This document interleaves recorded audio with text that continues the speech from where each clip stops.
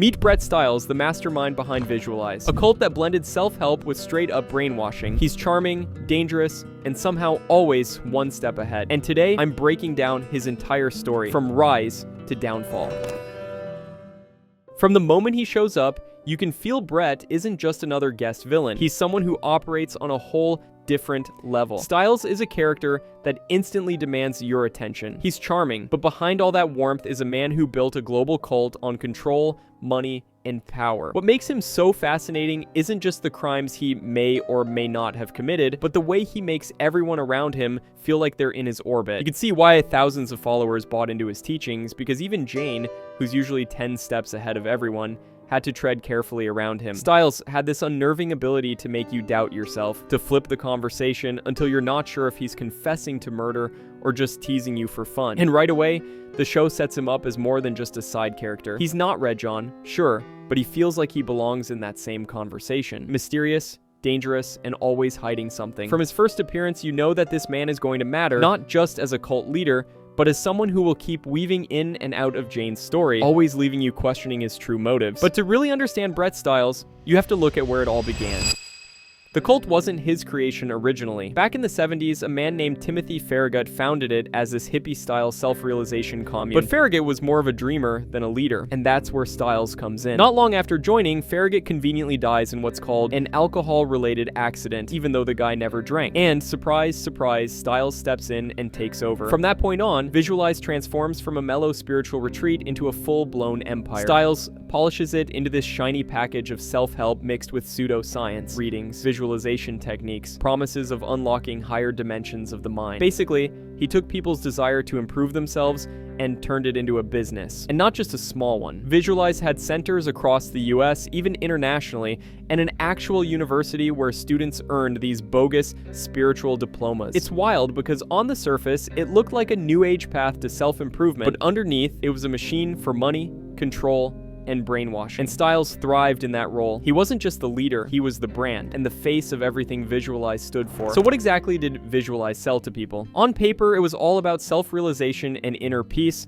but once you peel back the layers, it was a mashup of pseudoscience, new age spirituality, and flat-out manipulation. They preached things like aura diagnosis and visualization exercises, teaching followers to control their anger and unlock 6 dimensions of awareness. Sounds profound, right? But in practice, it was closer to brainwashing. Members were cut off from the outside world, told the cult had all the answers, and constantly fed the idea that they couldn't trust their own instincts without Styles and his teachings guiding them. People weren't joining some dark doomsday cult. They thought they were signing up for clarity, growth, even healing. That's how Visualize hooked everyone from vulnerable runaways to cops and lawyers in positions of power. And that reach is what made them terrifying. The FBI and CBI could never pin them down because Visualize wasn't just a fringe group in the woods. It had lawyers, it had money, it had influence in law enforcement, and behind it all was Styles, smiling like a benevolent father figure while running an empire of control. What really set Brett Styles apart from other side characters in The Mentalist was his personality. The guy was pure charisma. He never raised his voice, never looked rattled, and always acted like he was in on some secret nobody else could touch. You could see why thousands of people gave their lives over to Visualize.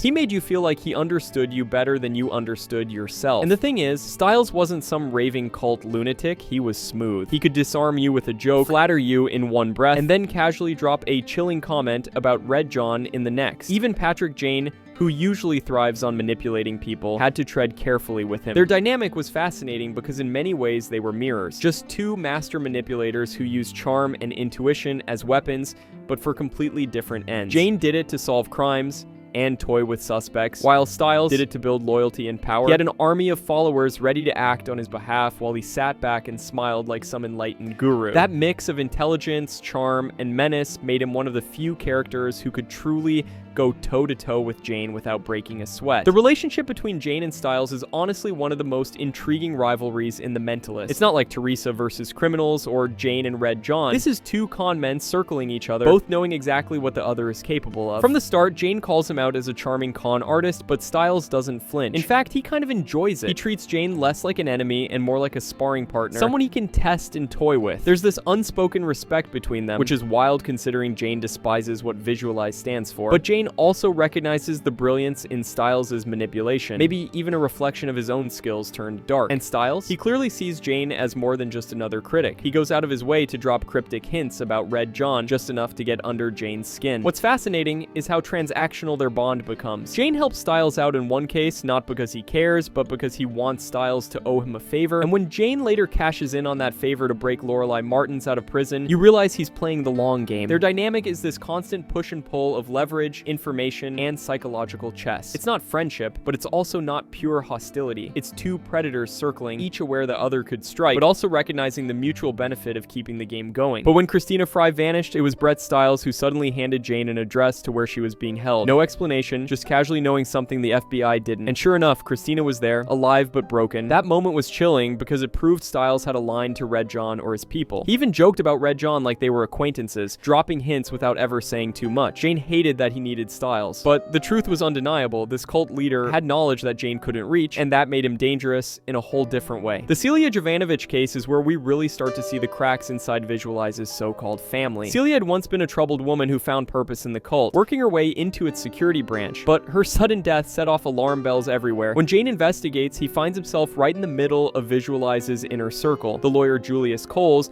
the cold security chief Warner Vanderhoek, and of course, Styles, pulling the strings with that calm, smug smile. What stands out in this storyline isn't just the murder, but how casually Styles toys with Jane. He hints at knowing things about Red John, brushes off accusations like they're beneath him, and still manages to look untouchable. And when Jane exposes Coles as Celia's killer, Styles doesn't bat an eye. He doesn't defend him, doesn't deny it, he simply lets him burn. That's Brett Styles in a nutshell. To his followers, he's this enlightened figure who preaches peace and wisdom, but in practice, he's cold-blooded. His people weren't protected, they were expendable. And yet, even when murders happened inside his cult, he somehow always walked away clean. No matter how close the FBI got, Styles stayed untouchable, like he was playing by a different set of rules. However, the murder of Gabe Meadows is one of the darkest storylines tied to Visualize, because it doesn't just expose the cult's cruelty, it digs right back into its origins. Meadows was an anti-cult activist, someone who had grown up inside Visualize but escaped after his parents died. He devoted his life to exposing Brett Styles, even trying to pull his sister out of the group. But when he's found murdered, it's not just about silencing a critic, it's about covering up the past. Meadows had been digging into Timothy Farragut, the original founder of Visualize, and he was getting dangerously close to proving that Styles killed him back in the 70s. Farragut's death had always been suspicious, ruled an alcohol accident even though he was known not to drink. And conveniently, the cop who filed that report also offed himself. Classic Styles, right? Always one step ahead, always leaving no trail. What's chilling is how the cult protected him. When Styles gets accused in the present day, his followers don't panic or question him. They close ranks, ready to risk their own freedom to keep him safe. It's brainwashing at its purest. Meadows tried to free people from Styles' grip, but in the end, his death only proved how deep that grip went. And Styles, once again, walked away. His reputation inside the cult not just intact but strengthened, because in their eyes, even the law couldn't touch him. But if you really want to see how far Styles' influence went, you have to look at Visualize University. On the surface, it was presented as a legitimate place of higher learning, where students earned spiritual diplomas in self-realization. But step inside and it feels more like indoctrination on steroids. Carefully monitored conversations, followers parroting doctrine, and no internet allowed because it was considered junk food for the mind. This wasn't really education, it was control disguised as enlightenment. Members confessed their sins on camera in vent videos, which of course meant the leadership had blackmail material on every single person in the organization. Like,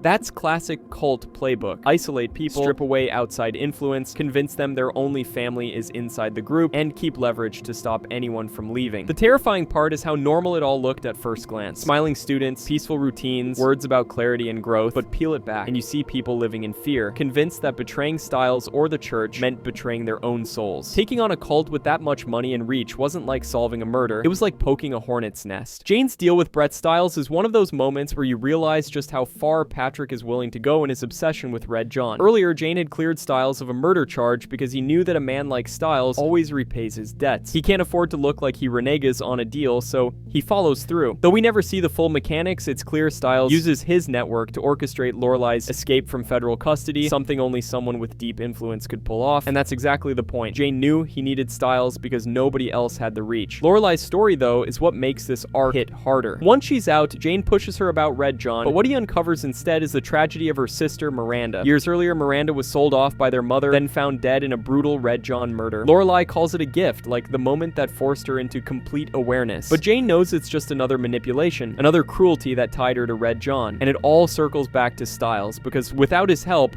Jane never would have gotten Lorelai alone. Stiles isn't the center of the Red John puzzle, but he's the door Jane has to walk through to reach the next clue. It's messy, morally gray, and kind of brilliant. Jane using one master manipulator to chase down another. By the time Brett Stiles lands on Jane's final suspect list, it feels almost inevitable. He has the charisma, the mystery, the Red John connections. So on paper, he checks every box. But when Jane gathers the suspects at his old family home, Stiles shows up like it's just another appointment in his busy cult leader schedule. And of course, he plays it cool. Even as Jane waves a shotgun around and demands everyone bare their shoulders to prove whether they have the infamous 3-dot tattoo, Stiles doesn't break a sweat. He flashes that smug grin, shrugs off his jacket, and shows he's clean. But the real kicker here is the revelation that he's dying. Stiles admits he has terminal cancer, almost like he's bragging about it, using mortality as just another prop in his act. It's unsettling because it strips away the usual aura of untouchability. For the first time, you see a crack in the image, not weakness, but inevitability. And then chaos hits. Bertram, Smith, and McAllister all turn up with tattoos, Jane's plan spirals, and the whole place erupts in a massive explosion. Stiles is caught in the blast, a man who had slipped out of every accusation, every charge, every suspicion until now. There's something poetic about it. The cult leader who built his empire on control, ending not in triumph or exile, but in fire, sitting in Jane's haunted home as his time finally runs out. Brett Stiles' final moments come in The Great Red Dragon, where it's confirmed he didn't walk away from the explosion at Jane's home. For a character who always managed to dodge the law, outwit the system, and walk away clean while everyone else took the fall, his ending feels almost abrupt, but fitting. He dies not in some dramatic showdown of his own making, but as collateral in Jane's war with Red John. The bomb erased him in an instant, leaving Jane with one less suspect and the cult without its figurehead. Jason Cooper and the others might keep Visualize alive, but without Stiles, it's just another hollow structure pretending to offer enlightenment. What makes his death resonate is the contrast. The man who preached peace, who claimed he wouldn't hurt a fly, ultimately went out in flames because of the violence and chaos he let himself circle around. For fans, it was bittersweet. Stiles was never going to be the final boss, but he was too compelling to simply fade away. His death is a reminder that in The Mentalist, even the smoothest talkers and smartest manipulators can't outrun the storm forever. Let me know your opinions on Brett Stiles and the entire Visualize cult. I hope you enjoyed this video. I'm preparing so much more content, so hit that subscribe button, and thank you for all of the support so far. I'll catch you guys in the next one.